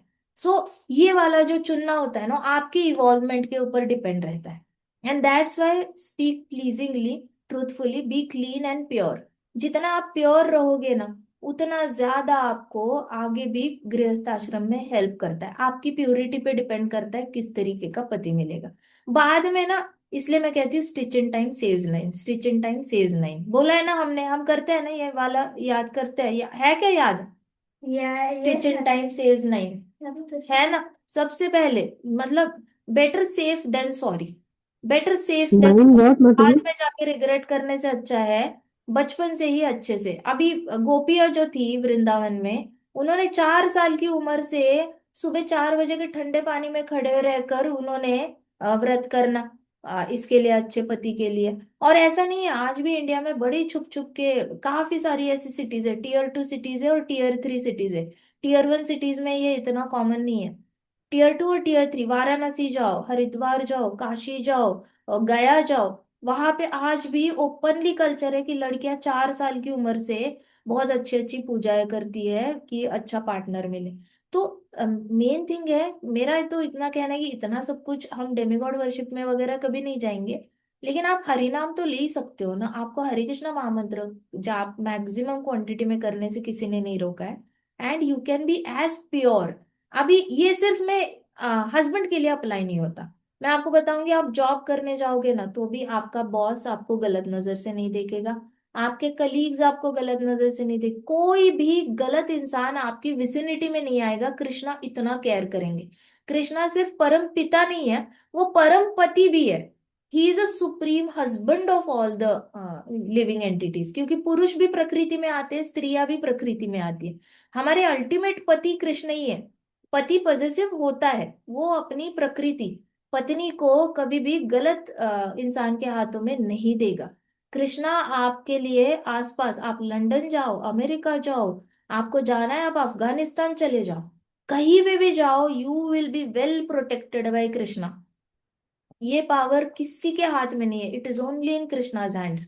आप अगर कुवैत भी चले गए ना, तो भी आसपास के अरब जो भी आएंगे आपके पास मीटिंग के लिए आएंगे ना, वो लोग भी आपको ऐसे एक माता की नजर से देखेंगे, बहन की नजर से देखेंगे, सिस्टर सिस्टर सिस्टर ऐसे बुलाएंगे, लेकिन आपको गलत नजर से। वही आप देखो बाकी लड़कियों को एग्जाम्पल पूछो, तुम्हारा कुवैत का एक्सपीरियंस कैसा था, कतार का कैसा था, दुबई का कैसा था वर्क एक्सपीरियंस, सब लोग अपनी कंप्लेन निकाल लेंगे कि मेरे साथ ऐसे किया था, वैसे किया था, गलत तरीके से बात की थी, गलत तरीके से बैठा था मेरे पास एंड ऑल दैट। बट आप जाप करने वाले होंगे ना, Krishna will protect you. Krishna आपके पास आज से आत्माएं भेजेंगे जो आपको इतना सा भी तंग ना करे। तो आपकी सोशल सिक्योरिटी, आपकी फिजिकल सिक्योरिटी, इमोशनल सिक्योरिटी, सारी सिक्योरिटी कृष्णा ले लेते हैं, if you just try to be pure. सिर्फ प्योर होने की कोशिश करनी है, इसके रिटर्न में आपको इतना सारा कृष्णा परम पति बनकर आपकी हर फेर से प्रोटेक्शन करते हैं। Got it? तो आपको कभी ये नहीं बोलना पड़ेगा हाय मैं स्त्री हूं और मुझे ये सहना पड़ा। You will never get into that situation, कभी उस सिचुएशन से, जब सिचुएशन से जाओगे नहीं तो बोलोगे क्यों? वो सिचुएशन क्रिएट ही नहीं होगी, because you are stitching in time, you are not waiting for 9 stitches. आप टाइम पे ही ये सारी प्रॉब्लम्स को कर्ब कर रहे हो। दैट इज द रीजन, बचपन से ही प्योरिटी बढ़ानी है, जितना प्योरिटी बढ़ा सकते हो प्योरिटी बढ़ाते जाना है। फिर नारद मुनि जी ने कहा कि in this way a chaste woman should serve her qualified husband with affection. जब तक शादी नहीं होती तब तक कृष्ण ही पति है, तो बहुत ही अफेक्शन से कृष्ण की पूजा करनी है। शादी के बाद you have to serve your husband with affection. मतलब क्या? अगर पानी मांगा तो गुस्से से हाथ में ऐसे पानी नहीं थमाना है। बड़े पानी, हाँ अच्छा ठीक है, ला के देते हैं। Be very neutral. Neutral maximum husbands की कंप्लेन होती है कि मेरी वाइफ मुझे ऑफिस से आने के बाद पानी नहीं देती, या फिर डिनर करने के लिए बैठता हूँ तो मेरे साथ डिनर टेबल पे नहीं बैठती। कभी कभी तो खाना टेबल पे रखती है, उसके ऊपर थाली रखी होती है, वो सोई रहती है, मैं आता हूँ ऑफिस से और रात को मैं अकेले खा रहा होता हूँ। सो ये कोई, आपको ऐसे सुनते हुए लगेगा कि ये बहुत ही ज्यादा बेसिक कंप्लेन है, इसमें क्या कंप्लेन, वो भी तो थकती होगी and all that. Yes, once in a while is okay, but ये क्रॉनिक हो जाता है बहुत सालों तक, तो वो वाली चीजें, छोटी छोटी चीजें हैं लेकिन वो हर्ट करती है कहीं ना कहीं। क्योंकि गृहस्थ आश्रम है वो अफेक्शन के लिए बना है। आपको ब्रह्मचारी आश्रम में कोई नहीं कह रहा किसी को जाके प्यार दो या प्यार लो। वानप्रस्थ में भी कोई नहीं कह रहा प्यार दो प्यार लो। संन्यास आश्रम में भी नहीं कह रहा। कहाँ पे कह रहे, सिर्फ गृहस्थ आश्रम में कह रहे। अगर इस आश्रम की रिक्वायरमेंट है अफेक्शन, तो जो भी करोगे वो अफेक्शन से ही करना है। एंड कब अफेक्शन आएगा, जब आप अंदर से संतुष्ट और खुश रहोगे। अगर अंदर से ही बहुत ज्यादा दहकते कोयले की तरह परेशान रहोगे ना, ये नहीं है वो नहीं है ऐसा है वैसा है, चाहकर भी अफेक्शन दिखा नहीं पाओगे। और अफेक्शन दिखाया नहीं तो मिलेगा भी नहीं। तो अगर वहां से ही वेट करते रहे, वेट करते रहे, वेट करते रहे कि आएगा तो देंगे, आएगा तो देंगे, तो ये क्षत्रियता हुई कि आएगा माफी मांगेगा तो माफी देंगे, वैसे आएगा अफेक्शन देगा। So for ladies it is told कि always keep your signature as affection. और ऐसा नहीं कि सिर्फ पति के लिए रखना है, ऐसे कोई प्रोप्राइटरशिप नहीं है। सास ससुर के साथ भी अफेक्शनेट रहो, बच्चों के साथ भी रहो, आपके पास पेट होंगे, सोसाइटी में कई सारे ऐसे जीव जंतु होंगे जिनको खाना चाहिए, दान धर्म चाहिए, टेम्पल जाओगे, गरीब लोग दिखोगे। बी अफेक्शनेट टू एवरीबडी, ये गृहस्थ आश्रम की प्रोप्राइटरशिप है। तो a chaste woman is always affectionate. जब आप 360 डिग्री अफेक्शन देते हो तो नेचुरली हस्बैंड के लिए भी अफेक्शन आएगा ही आएगा। अगर आपने सिर्फ कॉन्सेंट्रेटेड लेजर फोकस, मैंने अफेक्शन सिर्फ हस्बैंड को देना है, मैंने मदर इन लॉ को बहुत ज्यादा नीचे गिरा के ट्रीट करना है, फादर इन लॉ का इंसल्ट करना है, मैंने सिस्टर इन लॉ को बुरी ये करना है, लेकिन मैं, मेरा तो बस हस्बैंड के साथ अच्छा, मेरी मम्मा ने बोला है हस्बैंड के साथ रिश्ता अच्छा होना चाहिए, बाकी के साथ अच्छा हो ना हो, हस्बैंड तुम्हारी मुट्ठी में होना चाहिए। नहीं रहेगा वो हस्बैंड आपकी मुट्ठी में, बचपन से तो बाकी लोगों के साथ खेल रहा है घूम रहा है, आपकी मुट्ठी में कैसे रहेगा। ये बड़े गलत संस्कार है कि सिर्फ हस्बैंड को मुट्ठी में रखना है, बाकी लोगों के साथ non affection. No no no, गृहस्थ आश्रम मतलब इक्वल अफेक्शन। आपने अफेक्शन बांटना है, हस्बैंड को हो सकता है थोड़ा सा एक्स्ट्रा, लाइक सबको एक एक रसगुल्ला दिया, हस्बैंड को दो रसगुल्ले दिए, ठीक है, वैसे चलेगा। But you can not delete rasgullas and put all 10 rasgullas in husband's katori. Husband भी नहीं खा सकता, करता है क्या ऐसा कोई? 10 रसगुल्ले हस्बैंड के कटोरी में और बाकियों की कटोरी 0 0 0 0, ऐसा नहीं करते हैं। So affection, she has to be affectionate, chaste lady हमेशा अफेक्शनेट रहती है। उसके बाद a woman does this following the example of goddess of fortune. अब ये सारे किसके गुण हैं? ये लक्ष्मी माता के गुण हैं। ऐसा कोई नारद मुनि जी फैंटेसी वर्ल्ड से, अपने एक लाला वर्ल्ड, लाला लैंड से ये सारी क्वालिटीज लाके स्त्रियों को बांधने के लिए ये रूल नहीं बनाए। इनफैक्ट स्त्रियों को ज्यादा इमोशनली फ्री करने के लिए बनाए गए ये रूल्स, कि आप खुश रहो, आप ये सब करोगे तो you will be definitely happy. अपने आप को नीचा दिखाने के लिए मत जियो, आप अपने आप के साथ बहुत हैप्पी रह सकते हो if you follow these things. और ये कौन फॉलो कर रहा है? प्राइमरीली लक्ष्मी माता नारायण भगवान के सामने फॉलो करती है। जब लक्ष्मी माता ये सब कुछ फॉलो करती है तो उनके गुण नारद मुनि एक्सट्रैक्ट करके युधिष्ठिर महाराज को बता रहे हैं कि जब स्त्रियां ये सारे गुण, क्योंकि लक्ष्मी माता ही है जिन्होंने आज तक नारायण भगवान को कृष्णा के लिए भी नहीं छोड़ा है। माय गुडनेस, कितनी चेस्टिटी है लक्ष्मी माता के पास। मतलब आप गोपियां देखो, गोपियां तो चली जाती है कृष्णा के पास लेकिन अपने हस्बैंड को छोड़ के, लेकिन लक्ष्मी माता की चेस्टिटी आप कॉम्प्रोमाइज कर ही नहीं सकते। वो वृंदावन के बॉर्डर पे बैठेगी लेकिन नारायण भगवान को गिव अप नहीं करेगी। कितनी हाई लेवल की chastity. And it is very difficult to control attraction for Krishna, by the way. बहुत मुश्किल है कृष्णा के लिए कंट्रोल, अट्रैक्शन कंट्रोल करना। बलराम जी इतने सुंदर है, कृष्णा इतने सुंदर है, कौन ना दौड़े उनके पास। सब कुछ छोड़ के हम तो चले जाए भाग के उनके पास, इतने सुंदर है वो, इतने मतलब प्यार से बात करने वाले, इतनी अच्छी उनकी मधुर ये बांसुरी बजती है। कौन नहीं जाएगा कृष्णा के पास, इतने अच्छे पास टाइम्स है। हमेशा ही आप खुश रहते हो, हंसते खेलते रहते हो। Who doesn't want to be with Krishna? लेकिन लक्ष्मी माता चेस्टिटी नहीं छोड़ती। तो नारद मुनि जी ने सारे लक्ष्मी माता के गुण भागवतम में बताए हैं। और फिर युधिष्ठिर महाराज को कहते हैं कि जो भी ये गुण को फॉलो करेगा, अपने आप को प्योर बनाएगा और अफेक्शन से हस्बैंड की सेवा करेगा, वो स्त्री क्या होगी, वो लक्ष्मी माता के चरण चिन्हों पे चलेगी। She will be walking on the footprints of Lakshmi Mata, goddess of fortune. और she will definitely go back to Godhead, मतलब उसका वैकुंठ का रास्ता पक्का है। ये सारे गुण लाए ना, तो पक्का उसका वैकुंठ का रास्ता 100% पक्का है। इतनी पावर है सिर्फ चेस्ट बनने में, इमेजिन, सिर्फ चेस्ट बनने में। इसलिए प्रभुपाद ने कहा नो क्रॉस फ्रेंडशिप। प्रभुपाद नहीं तो थोड़ा सा हल्के में ले सकते थे इस रूल को, कि चलो कलयुग है, कोई बात सुनने नहीं वाला, हरि नाम ले रहे काफी है, करते हैं क्रॉस फ्रेंडशिप, करने दो, हरि नाम तो ले रहे हैं, ऐसे भी बोल सकते थे प्रभुपाद। आज भी जीबीसी अपने रूल्स बेंड कर सकती है बोल के कि कलयुग खराब है। हो सकता है 5,000 साल बाद भी डिवोटीज बोले कि कलयुग खराब है, चलो चैंटिंग तो कर रहे हैं एटलीस्ट, करने दो क्रॉस फ्रेंडशिप। बट ऐसा रूल कभी आएगा ही नहीं, बिकॉज लक्ष्मी माता इज नॉट फॉलोइंग। हमारा तो संप्रदाय में ये रूल आ ही नहीं सकता। सो चेस्टिटी ये भागवतम से आ रही है। प्रभुपाद ने ऐसे अपनी मर्जी से नहीं डाला है रूल कि क्रॉस फ्रेंडशिप मत करो। प्रभुपाद ने भागवतम से निकाल के हमें बताया है। नेचुरली हमारी तरफ से चेस्टिटी हो जाएगी अगर ये फॉलो करते। अब मान लो आपका हस्बैंड के साथ बनी नहीं, या फिर हस्बैंड की डेथ होगी, आप चेस्टिटी कैसे फॉलो करोगे? तो चेस्टिटी कृष्णा के साथ फॉलो करनी है। मान लो शादी ही नहीं हुई, किसी किसी की शादी होती ही नहीं है, मतलब कोशिश करते करते लड़का अच्छा मिलता ही नहीं है, और माताएं रह जाती है बिना शादी के। शादी नहीं हुई तो चेस्टिटी किसके प्रति? कृष्णा के प्रति, फिर कृष्णा ही पति है। शादी नहीं हुई तो कृष्णा पति, विडो अगर हो गए तो भी कृष्णा पति, और डिवोर्स हो गया आपका तो भी कृष्णा पति। डिवोर्स नहीं करना चाहिए वैसे तो, लेकिन अगर आप किसी ने अगर ठान ही लिया, हम कुछ कर नहीं सकते, फिर भी in absence of present husband Krishna is the पति। और फिर उसके बाद दूसरा हस्बैंड ढूंढना नहीं है, फिर दूसरी शादी करने के पीछे नहीं पड़ना है अननेसेसरी। तो इस तरीके से फिर स्त्री क्या कर सकती है? पक्का Vaikuntha, she can go back to Godhead and live happily in Vaikuntha planets.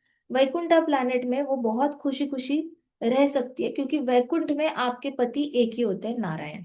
और आप ऑलरेडी एक ट्रायल प्रैक्टिस करके आए हो भौतिक जगत में कि how to be loyal to one husband. अगर आपने लॉयल्टी प्रैक्टिस की है भौतिक जगत में, तो आपकी वो क्वालिटी आपको हेल्प करती है वैकुंठ में सस्टेन करने के लिए, जहाँ पे आप नारायण भगवान के साथ भी लॉयल रहते हो। वहां पे जाके ये नहीं बोलते कि नारायण भगवान आपके ना विष्णुदूत थोड़े हैंडसम लग रहे हैं। No, you are not like that. आप ऐसे नहीं बोलते कि ये बड़े अच्छे लग रहे हैं, वो अच्छे लग रहे हैं, इसके साथ शादी करा दो, उसके साथ शादी। No, it doesn't happen that way. You are very chaste to Narayan Bhagwan also. और फिर नारायण भगवान वहां पे भी कई सारे भक्त पूजा कर रहे होते हैं नारायण भगवान की। आपकी लॉयल्टी टेस्ट होती है, कितने लॉयल हो। तो वो लॉयल्टी वहां पे अगर गोलोक भी चले गए, तो आपकी लॉयल्टी टेस्ट होगी अगेंस्ट कृष्णा, कि आप कितने लॉयल हो कृष्णा के प्रति। कितने लॉयल, अगर आप राधा रानी के दास बन के जा रहे हो तो राधा रानी के प्रति लॉयल्टी है क्या? कृष्णा के दास बन के जा रहे हो तो कृष्णा के प्रति लॉयल्टी है क्या? बलराम जी की सखी बन के जा रहे हो तो बलराम जी के प्रति लॉयल्टी है क्या? या फिर बलराम जी के साथ रहते रहते आपको कृष्णा के साथ भी जाना है डांस करने, कृष्णा के साथ डांस करते करते आपको भाग के बलराम जी के ग्रुप में भी डांस करना है, फिर वहां पे जाके राधा रानी कुकिंग कर रही है वहां पे भी जाना है। You can not be tone apart. आपको एक लॉयल्टी आपकी यहीं पे एस्टैब्लिश करनी होती है भौतिक जगत में, भक्ति करते करते। एक बार ये गुण आ गया, तो ये गुण आपको गोलोक में और वैकुंठ में काम आता है। इसलिए चेस्टिटी चेस्टिटी चेस्टिटी चेस्टिटी पे बहुत ज्यादा जोर दिया गया है। और एक तो बहुत अच्छी बात है, एक प्रभु जी ने ये लेक्चर सुना था, तो वो प्रभु जी कहते कि मैं अपने आप को कृष्ण की पत्नी के रूप में मानता हूँ, ऐसे कहा था उन प्रभु जी ने।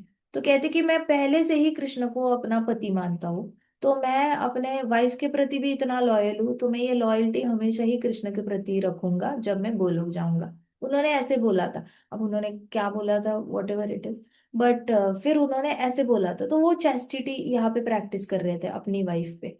एंड ये प्रैक्टिस करने वाली, इसलिए कहते हैं Krishna consciousness is a practice. आप एक एक गुण उठाते हो, उसको यहाँ पे प्रैक्टिस करते हो, और अपनी एलिजिबिलिटी बढ़ाते हो वैकुंठ जाने के लिए। तो ये सारे गुण जो है ये स्त्रियों को बहुत ज्यादा दबाने के लिए नहीं बने गए हैं, स्त्रियों को नीचा दिखाने के लिए नहीं बने गए, या फिर स्त्रियों को बहुत ज्यादा शोषण करने के लिए नहीं बने। इनफैक्ट स्त्रियों को ज्यादा से ज्यादा कृष्ण के करीब ले जाने के लिए ये सारे रूल्स बनाए गए हैं। ठीक है, बाकी का तो हम कल करते हैं। ग्रंथराज श्रीमद् भागवतम की जय। शिला प्रभुपाद की जय। श्री श्री राधा जय। की जय। श्री श्री कृष्ण जय। राम की जय। वृंदावन धाम जय। जय। समस्त भक्त वृंद की जय। हरे जय। हरे कृष्णा कृष्णा कृष्णा हरे हरे, हरे राम राम राम हरे हरे। हरे कृष्ण महासंकीर्तन यज्ञ की जय।